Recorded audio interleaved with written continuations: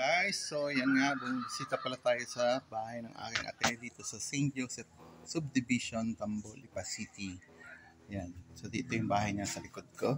At guys, dito sa lugar niya ay napakalawak ng kanilang tinataniman. Kaya napakagandang lugar nito kasi marami kayong pwedeng itanim sa paligid.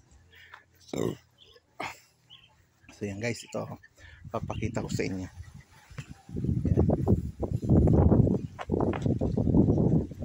Malaki silang aso. So ano ba yung mga tanim nila dito? Meron sila dito siyempre paborito ng lahat, so marinduque, marami yan.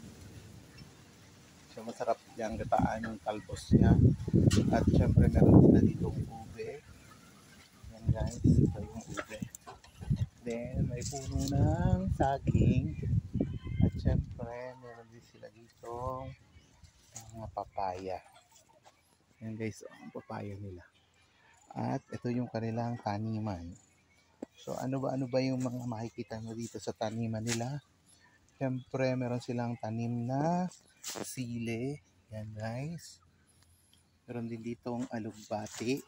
Yan, napaka-healthy niyan guys. At syempre, meron silang papaya. Yan o. Yan. So meron din silang saluyot. Ito yung saluyot guys. Then talbos ng kamote, saluyot. Yan, may okra. Then meron din silang tanim dito ng luya. Yan guys, ito yung okra. Yan. Saluyot pa rin to guys. At syempre yung talong. Yan. Malalaki na. So siguro mga 3 linggo na lang na ito. Then meron silang mais na hindi mataba. At ito guys, yung dinala ko ditong papaya, bagong tanim ko lang to. Yan, malaki na. Then napakataba ng saluyot guys. Yeah, meron din silang tanim ditong pakwan. So dapat ito ay ilalagyan ng lupa. So yan ang tanim nilang mais. Guys, oh. Yan. So ito, ganito guys ang kanilang taniman. Ito yung kanilang taniman dito at talagang napakalawak niyan, no? So although hindi kanila tong lupa dahil itong lupa na to ay hindi pa at may may-ari na, kaya lang binebenta ata tong lupang to. So temporarily ay ginagawa nilang taniman. Sayang naman kasi. At dito yung mga papaya, malalaki na to. Yung mga bunga na yan. May kadyos din dito guys. To, kadyos. May tanim silang kadyos. Yan. Ito yung kamote. Marami na yan. Siyempre under niya, kasama niya yung luya. Then, nakita tayo dito papaya. At we need to get it na.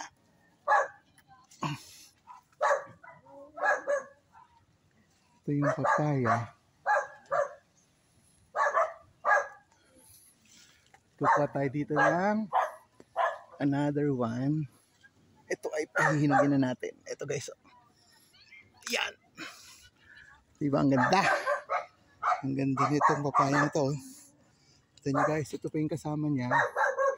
So napakaganda ng bunga. Yan. Pumitas tayo ng papaya guys. Ito. So yan, napakaganda. May tanim dito ditong kamuting kahoy. Yan guys. Oh. Siyempre kasama ko dito si Sak. Oo, pwede yan. So yan guys, ito yung taniman nila dito. So dito lang yan sa St. Joseph Subdivision, Tamaulipas City. Ito guys, oh. Ayan. So under kasama ng ito yung mais. So, yan. Yan yung tanim nilang mais.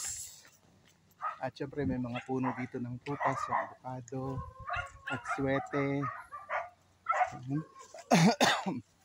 Meron pa dito ang avocado, another avocado. Ito, maliit lang ang kanyang.